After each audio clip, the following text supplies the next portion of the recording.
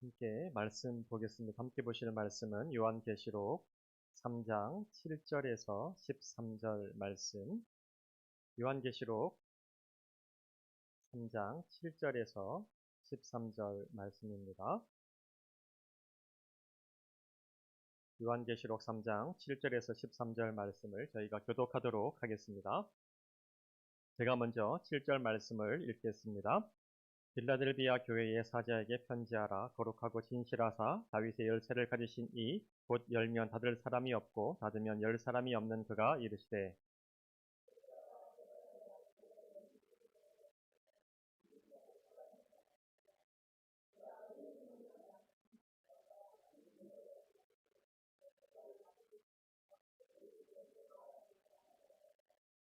보라, 사탄의 회당 곧 자칭 유대인이라 하나 그렇지 아니하고 거짓 말하는 자들 중에서 몇을 내게 주어 그들로 와서 내 발 앞에 절하게 하고 내가 너를 사랑하는 줄을 알게 하리라.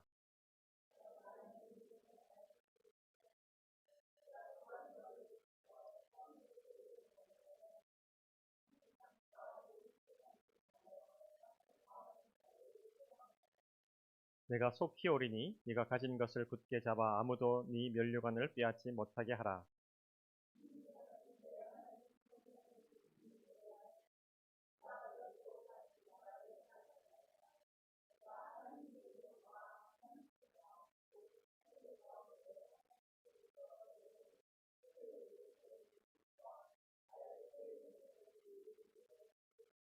같이 보겠습니다. 귀 있는 자는 성령이 교회들에게 하시는 말씀을 들을지어다. 아멘. 필라델피아 교회는 서머나 교회와 함께 예수님으로부터 책망이 없이 칭찬만 받은 교회입니다. 우리가 계속해서 계시록을 살펴보면서 7교회를 공부하고 있는데요. 오늘 이제 6번째 교회입니다. 이 필라델피아라고 하는 말은 그러니까 사랑을 뜻하는 필로스와 함께 이 형제를 뜻하는 이 아델포스의 합성어입니다. 그러니까 이 필라델피아의 뜻은 형제 사랑, 뭐 형제애 이렇게 되겠지요. 필라델피아라고 하는 도시를 처음 세운 사람은 이 아탈로스 2세라고 하는 사람입니다. 그의 형은요, 이 버가모 왕국의 왕이었어요. 이 두 사람이 얼마나 서로 사랑했든지 우애가 깊었든지 형제 우애로 굉장히 유명했었습니다. 아탈로스의 형 버가모의 왕이 전쟁을 종종 나갔거든요. 그때마다 신하들이 이 아탈로스 2세를 막 부추기는 거예요. 형이 전쟁에 나갔으니까 이제 형이 전쟁 나간 사이에 반역을 해서 네가 대신 왕이 되라. 우리가 전폭적으로 밀어줄게. 막 계속해서 이렇게 전쟁에 나갈 때마다 주변의 사람들이 그를 부추겼는데요. 끝까지 형을 배신하지 않고 신의를 지킨 것으로 굉장히 유명합니다. 아탈루스 2세가 버가모 왕국 동쪽에 도시를 세웠는데 이 아탈루스 2세의 이 본 이름이 필라델푸스입니다. 그 이름을 따서 필라델피아라고 하는 도시가 생겨났어요. 미국의 이 필라델피아라고 하는 굉장히 유명한 도시가 있잖아요. 그 도시의 이름이 바로 여기서 유래가 되었습니다. 필라델피아의 또 다른 특징이 뭐냐? 지진이 굉장히 많은 도시였다는 거예요. 기록에 보면 이 큰 지진이 2차례가 있어서 도시가 완전히 폐허가 되었었다. 그래서 다시 재건을 했었다라고 하는 기록이 있고요. 그 외에도 이 크고 작은 지진들로 늘 시달렸던, 그래서 늘 불안했던 도시였다는 겁니다. 그래서 이 도시가 이 교통의 요충지에 있었지만 다른 도시처럼 큰 거대한 도시나 대도시로 발전하지 않고 자그마한 도시였다는 것을 우리가 기록을 통해서 알 수 있습니다. 그때 우리가 오늘 이 필라델피아 교회를 살펴볼 때에 이 작은 도시에 있는 필라델피아 교회가 어떻게 주님 앞에 이 책망이 없이 칭찬만 받는 교회가 되었나 하는 것을 살펴보려고 해요. 7절 말씀입니다. 7절 말씀을 함께 보실까요? 시작. 빌라델비아 교회의 사자에게 편지하라. 거룩하고 진실하사 다윗의 열쇠를 가지신 이 곧 열면 닫을 사람이 없고 닫으면 열 사람이 없는 그가 이르시되 아멘. 필라델피아 교회에게 우리 주님께서 나타나십니다. 어떻게 나타나십니까? 어떤 분으로 필라델피아 교회에게 소개되고 있습니까? 7절에 보니까 진실하신 주님, 다윗의 열쇠를 가지신 주님, 열면 닫을 사람이 없고 닫으면 열 사람이 없는 주님으로 이 필라델피아 교회에게 소개가 되고 있습니다. 주님에 대한 이 묘사가 필라델피아 교회에게 왜 중요했을까요? 당시에 유대인들은요, 기독교인들에 대해서 거짓을 퍼뜨려서 굉장히 기독교인들을 공격을 했었습니다. 이런 거죠. 너희가 진짜 구원을 받았냐? 진짜 구원을 받았다면 너희는 하나님의 백성일 거야. 그런데 우리가 율법을 보니까 진짜 이스라엘, 진짜 구원을 받은 하나님의 백성의 특징이 뭔가 보니까 할례를 받아야 되고 율법을 지켜야 되는 거더라. 근데 너희는 할례도 받지 못했고 율법도 없으니까 진짜 하나님의 백성이 아닐지 몰라. 이런 말로 이 기독교인들을 굉장히 혼란스럽게 했다는 거예요. 참된 이스라엘이 되는 자격 조건이 예수 그리스도를 믿는 것만으로는 충분하지 않다. 이런 얘기를 했다는 겁니다.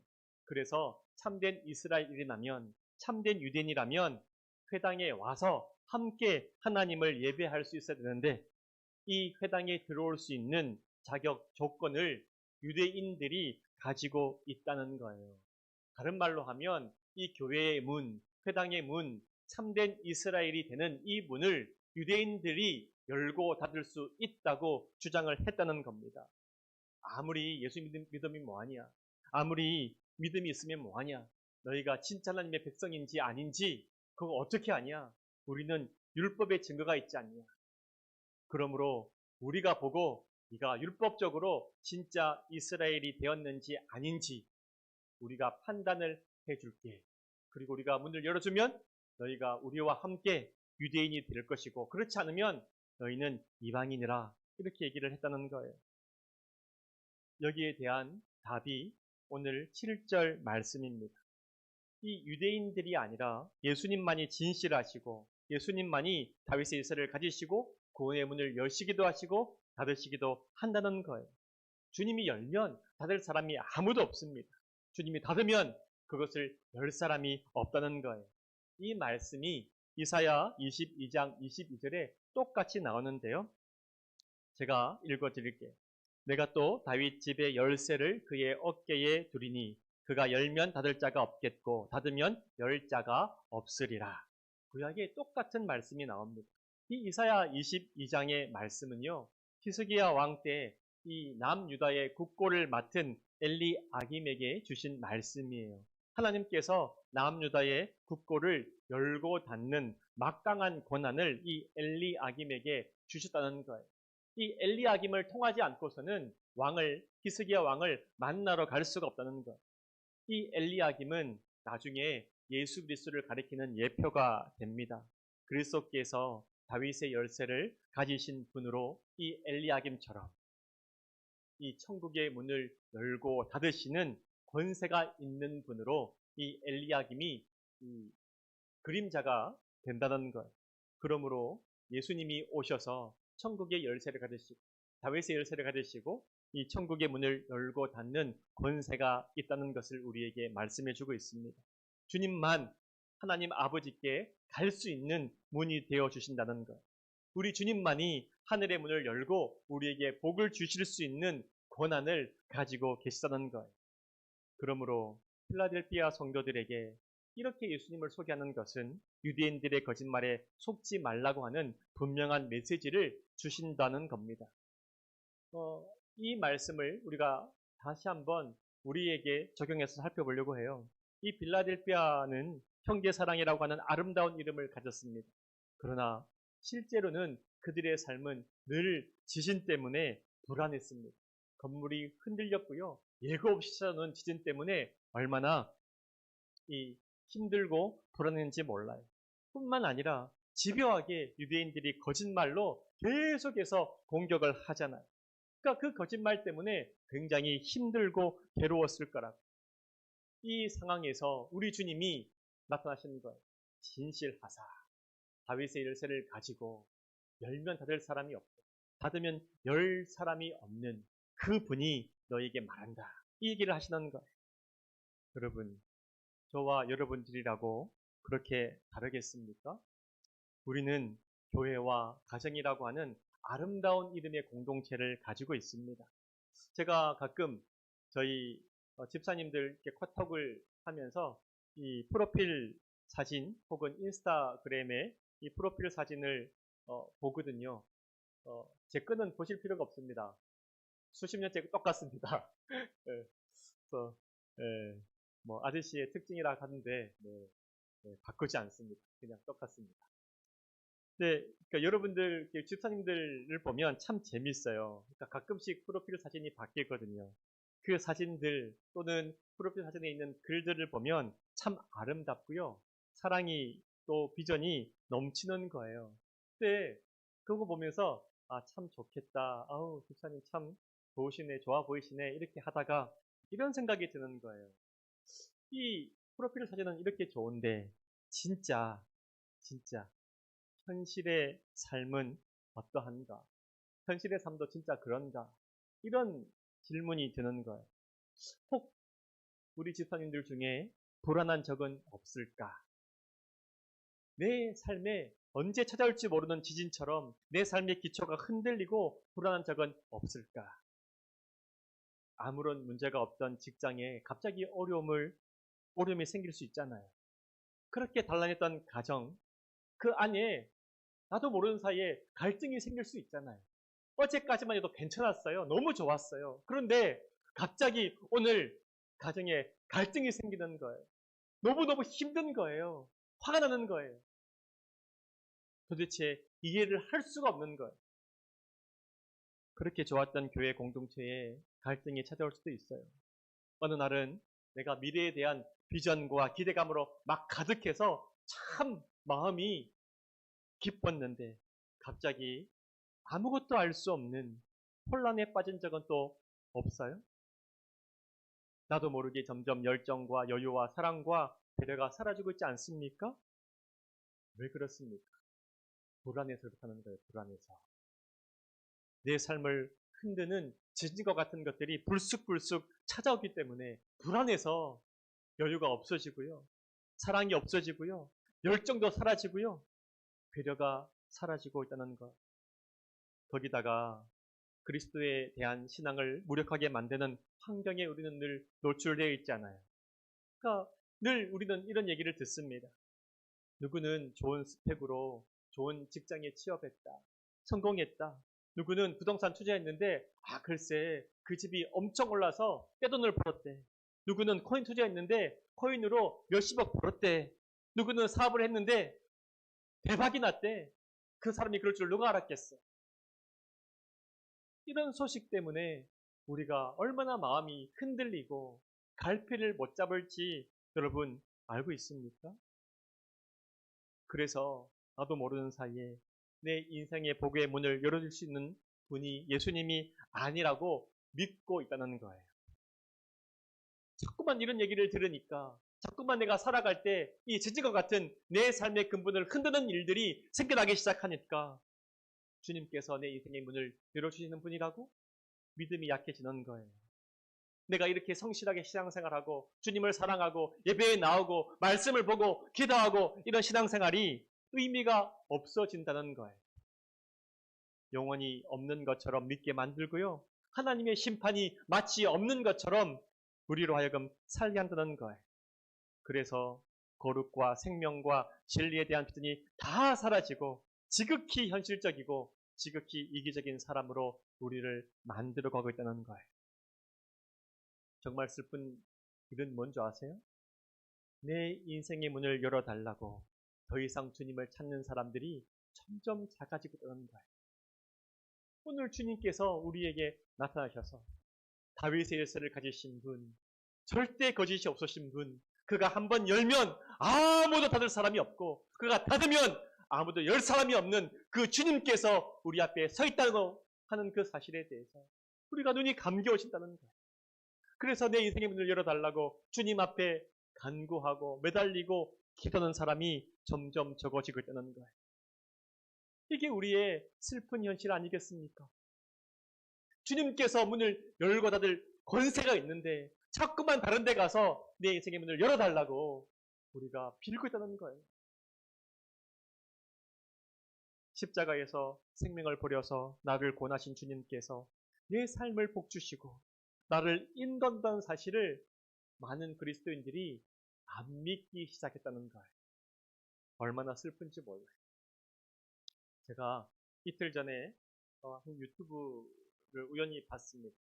그러니까 지금 이 현실을 이제 어떤지 보여주는 유튜버예요. 그냥 이 직장을 그만두고요. 주식에 올인한 사람들이 그렇게 많아요. 그러니까 24시간 주식만 하는 거예요. 모든 돈을 다 끌어모았어요. 그리고 어떤 이 곳에 가니까요. 이 큰 사무실이 있습니다. 사무실에 이 컴퓨터가 다 놓여져 있고요. 주식만 하는 사람들이 모여가지고 그 공간, 책상 하나를 빌려서 매일 출근하면서 주식만 합니다. 근데 그 사람들이요. 주식을 매매할 때 반야심경을 틀어놓습니다. 그리고 앉아가지고 이렇게 막 이렇게 있더라고. 그리고 딱 그거 끝나니까 똑같은 사람이에요. 놀라운 사실이 뭔지 아세요? 갑자기 찬송가가 나와요. 그리고 잠언을 틀어놓습니다. 그리고 또 막 이렇게 기도해요. 하다가 또 탁 매매를 눌러요. 그러니까 간절하니까요. 간절하니까요.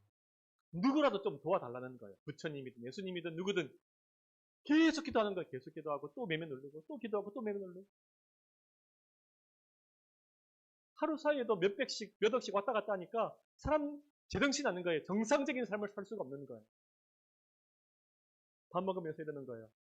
내가 화장실 간 사이에 그 주식이 완전히 올랐어. 그때 팔았어야 되는데 화장실을 안 갔어야 되는데 갔다는 거예요. 그 순간에. 제가 그 유튜브를 보면서요. 이런 생각이 드는 거예요.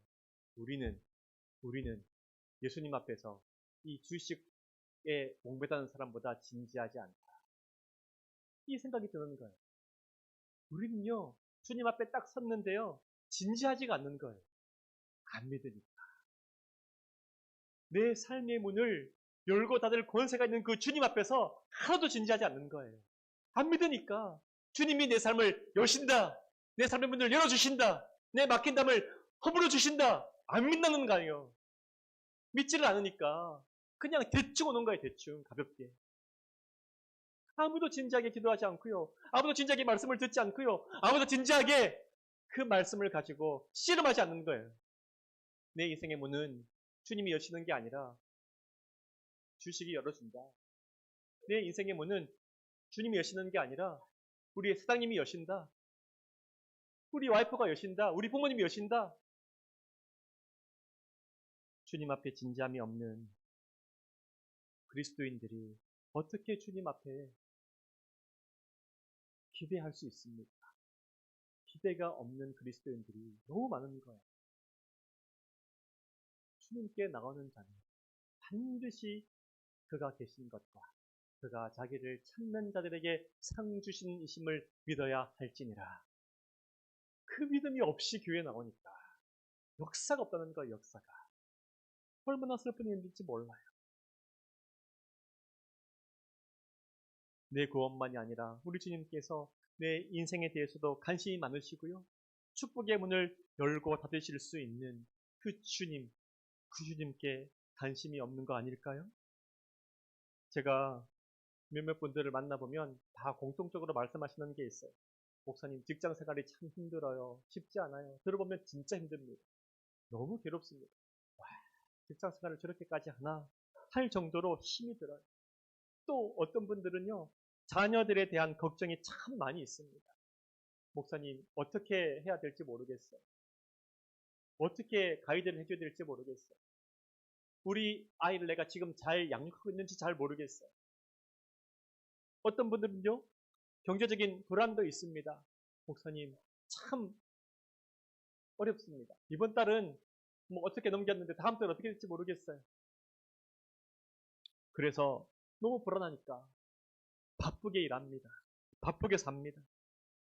너무 불안하니까 무언가라도 막 열심히 하려고 해요. 그런데 이상하지요? 불안한데 이상하게 점점 기도하는 사람은 없어요. 불안하면 더 바쁘게 움직이는데 이상하게 기도하는 사람은 없다는 거예요. 불안해서 막 어쩔 줄 몰라 하는데 이 사람 저 사람 막 만나고 다니는데 말씀을 진지하게 읽고 순종하려고 하는 사람이 적다는 거예요. 이게 우리의 문제라는 거예요. 이 인생의 불안한 앞에 언제 닥칠지 모르는 내 삶의 이 근본을 흔들 수 있는 지진 그 앞에 주님께서 우리에게 나타나십니다. 다윗의 열쇠를 가지신 그이가, 열면 닫을 사람이 없고 닫으면 열 사람이 없는 그이가 내게 말씀하신다. 이 주님을 꼭 만나시기를 바랍니다. 제가 좋아하는 찬송가가 있는데요. 369장입니다. 제 집 맡은 우리 구주 어찌 좋은 친군지, 걱정 근심 무거운 짐 우리 주께 맡기세. 주께 고함 없는 고로 복을 얻지 못하네. 사람들이 어찌하여 아랠 줄을 모를까. 이게 우리의 핵심 문제라는 거예요. 사람들이 왜 아랠 줄을 모르냐는 거예요. 우리 찬송가 369장 찬송 같이 한번 해볼까요? 찬송가 369장입니다.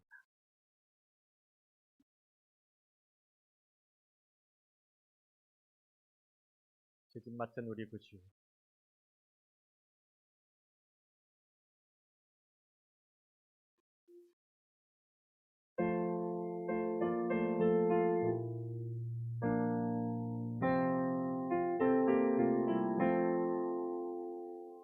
죄짐 맡은 우리 구주 어찌 좋은 친군지,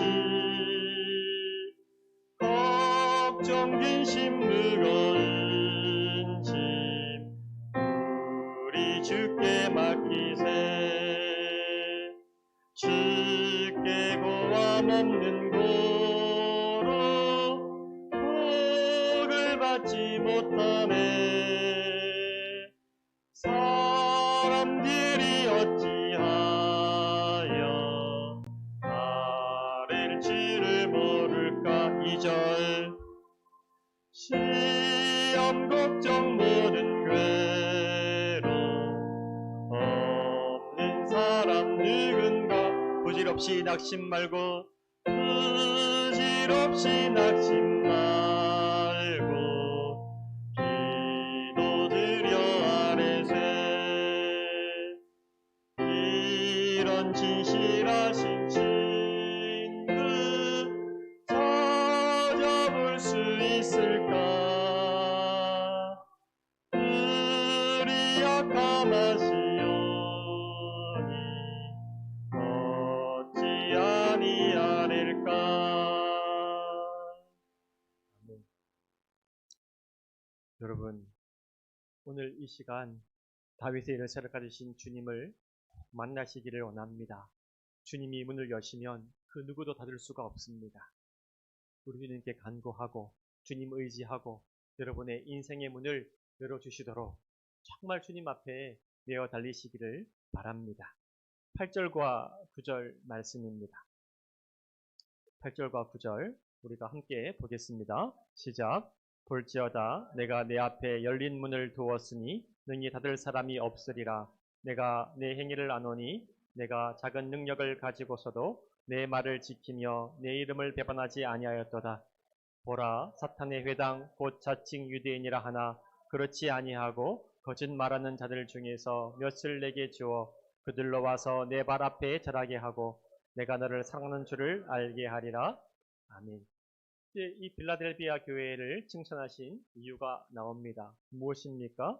적은 능력을 가지고 내 말을 지키고 배반치 아니하였다. 이게 칭찬의 이유예요. 여기서 적은 능력은 무엇을 의미할까요? 다른 말로 하면 큰 기적이 없이 그냥 평범하게 신앙생활을 했다는 거예요. 그러니까 뭐 어떤 이 영적인 은사나 혹은 뭐 영적인 능력이 없이 그냥 우리처럼 평범하게 신앙생활을 해왔다는 겁니다. 또 여러분, 이 힘은 어디에서 나올까요? 규모나 숫자에서 힘이 나옵니다. 그런 면에서 빌라델비아 교회는 작고 사회적으로 성공한 사람도 없었어요. 반면에 유대인들은 회당의 규모가 크고요. 숫자도 굉장히 많았습니다. 그러니까 상업적으로 성공한 유대인들 굉장히 많았습니다. 지금도 유대인 하면 이 장사의 기제라 그러잖아요. 이 당시도 마찬가지였어요. 상업적으로 굉장히 성공한 유대인들이 많았습니다. 그러니까 빌라델피아에 크고 화려한 유대인의 이 회당이 있습니다. 돈 많은 유대인들이 굉장히 많습니다. 성공한 유대인들도 굉장히 많습니다. 그런데 그들이 입으로는 하나님의 말씀을 얘기하지만 세상과 타협해서 너무 잘 살고 있는 거예요. 그런 유대인들이 볼 때 이 빌라델피아에 있는 교회는 얼마나 초라했을까요? 얼마나 우습게 생각이 되었을까요?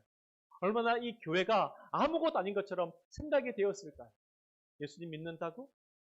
근데 예수님 믿는 사람들을 보이니까 너무 비초라한 거예요. 너무 우스운 거예요. 건물도 없고요. 그냥 집에서 모이고요. 사람도 몇 명 안 되고요. 그 사람 멤버의 구성을 보니까 성공한 사람이 아무도 없는 거예요. 부자가 없는 거예요. 얼마나 우습게 취급을 했을지 상상이 됩니다. 그리고 이 성공한 유대인들이 사회적인 지위와 돈을 가지고 이 유대인들, 이 기독교인들에게 얘기를 하는 거예요. 아, 진짜 하나님의 백성이 되고 싶냐? 유대교로 개종을 해라. 할례를 받으라. 회당에 나와라. 빌라델피아 이 성도들이 마음이 굉장히 흔들렸을 것 같습니다. 왜냐하면 예나 지금이나 성공한 사람이 진리예요. 엄청난 영향력을 가지고 있으면 말할 것도 없습니다. 예수님 믿었는데 우리 교회를 보니까 너무 작아요. 너무 초라해요. 너무 비참해요. 잘 사는 사람 한 명도 없어요. 눈을 들어보니까 유대교 회당에는 너무 커요. 너무 으리으리해요. 사람도 많이 있어요. 매주 사람들이 꽉꽉 차요. 그리고 거기에 뭐 국회의원, 사장님, 뭐 모든 유명한 사람이 다 있는 거예요. 그 사람들이 말하는 거예요. 너가 믿는 신앙이 뭐야? 유대교로 개종을 해. 회당에 나와. 내가 좀 봐줄게. 뒤에서 챙겨줄게. 이게 우리 교회의 현실이 아닐까 생각이 됩니다. 제가 교회 트렌드 2024를 보니까 트렌드 중에 하나가 어떻게 될 것인가. 앞으로 사람들이 기독교 이단을 기독교회의 하나로 보게 될 것이다 라고 하는 전망이 있다는 거예요. 왜냐? 이단 교회가 일단 굉장히 큽니다. 교회 규모를 보셨어요? 교회가 정말 큽니다. 으리으리합니다. 이제 그 이단들이요, 학교도 탑니다. 대학교도 탑니다. 또 큰 교회인데 망한 교회가 있잖아요. 그 교회도 탑니다. 사람들이요 굉장히 많이 모입니다. 뿐만이 아니라 이단 교회를 보니까요, 연예인들도 많이 있고요, 정치인들도 많이 있습니다. 성공이라는 이름 아래에 다 영접이 되는 거예요. 이렇게 성공했는데, 이렇게 큰데, 이렇게 사람이 많이 모이는데 어떻게 저 교회가 잘못될 수 있어? 사람들이 그냥 기독교로 인정하기 시작한다는 거예요. 그 교회가 진리가 있는가는 중요한 문제가 아니게 되었어요. 그 교회가 크면 다 용납이 되는 거예요. 그 사람이 성경적인 삶을 사는가 아닌가는 중요한 문제가 아니에요. 그가 돈을 많이 벌고 성공하면 다 용납이 되는 거예요. 그리고 그 사람이 말하면 다 옳은 거예요. 어느새 우리는 성경이 뭐라고 말씀했는지 고민하지 않습니다. 이 말로 정리가 돼요. 어쨌든 그 사람 성공했잖아. 어쨌든 그 사람 돈 많이 벌었잖아. 어쨌든 저 교회 크잖아. 이걸로 다 정리가 되는 거예요. 주님이 필라델피아 교회를 칭찬하시는 것은 그 교회의 규모가 컸기 때문도 아닙니다. 성도들의 숫자가 많은 것도 아니고요. 많은 일을 해서도 아닙니다. 적은 능력을 가지고 말씀을 지키면서 주의 이름을 배반하지 않았기 때문에 주님께서 칭찬하셨다는 거예요. 이것이 주님의 평가의 기준입니다. 정말 평범하고 작은 교회였지만 말씀을 따라 살고 주님이 구원의 문을 열어주시는 분이심을 믿고 그 주님을 증거하고 예수님의 제자로 살았기 때문에 주님께서 빌라델피아 교회를 칭찬하셨다는 거예요. 여러분, 빌라델피아 교회와 반대인 교회가 사대 교회예요. 지난번에 우리가 나누었잖아요. 그 사대 교회는 살았다는 이름을 가졌으나 그러니까 명성이 자자했어요. 그 교회가 너무 크고 화려했을 것 같아요. 그 사람들이 다 사대 교회 하면 다 알았어요. 다 칭찬했어요. 그러니까 이런 거겠죠. 말레이시아 와서 말레이시아에 한인교회 있습니까? 이러면 아, 예제교회 가세요. 모든 사람들이 다 예제교회 가세요. 이렇게 말할 듯이 아주 유명했다는 거예요. 그런데 주님이 뭐라고요? 실상은 죽은 자다. 실상은 죽은 자다. 즉 사람들에게 유명하고 좋은 명성을 가지고 화려한 교회였지만 실상은 죽은 자라는 거예요. 제자의 삶이 없고요. 세속에 물든 교회였다는 거예요. 여러분, 이 말씀을 우리가 꼭 기억하시기를 바랍니다. 우리는 숫자에 목매는 교회가 아니라 참된 예수의 제자를 길러내는 교회가 되기를 원합니다. 베드로가 설교를 했어요. 그때 3,000명이 회개하고 주께 돌아왔어요. 많은 사람들은 3,000명이라는 숫자에 막 흥분합니다. 목사님, 3,000명이 한꺼번에 회개했어요. 한꺼번에 3,000명이 우리 교회에 왔어요. 우리 교회에 이제 부흥했어요. 3,000이 너무나 감명 깊은 거죠. 근데요, 성경은 3,000이라는 숫자를 강조하는 게 아니라 그 앞에 뭐를 붙였다고요? 회개한 사람. 회개한 사람 3,000명. 여러분, 우리 교회가 3,000이라고 하는 숫자에 마음을 빼앗기는 교회가 아니라 회개라고 하는 그 말에 우리의 진심을 쏟는 교회가 되기를 원합니다. 그때 주께서 우리를 칭찬하실 줄 믿습니다. 이제 마지막 이 말씀을 맺으려고 해요. 9절에서 11절 말씀. 보라, 사탄의 회당 곧 자칭 유대인이라 하나 그렇지 아니하고 거짓 말하는 자들 중에서 몇을 내게 주어 그들로 와서 내 발 앞에 절하게 하고 내가 너를 사랑하는 줄을 알게 하리라. 내가 나의 인내의 말씀을 지켰은즉 내가 또한 너를 지켜 시험의 때를 면하게 하리니 이는 장차 온 세상에 임하여 땅에 가는 자들을 시험할 때라. 내가 속히 오리니 내가 가진 것을 굳게 잡아 아무도 내 면류관을 빼앗지 못하게 하리라. 아멘. 말씀을 의지하는 자들에게 베푸시는 은혜가 있습니다. 교회를 무시하고 세상의 성공을 자랑하던 몇몇 사람이 말씀 앞에 패배해서 주님 앞에 무릎 꿇는 것을 보게 해주겠다 하는 의미로 우리가 받을 수 있을 것 같습니다.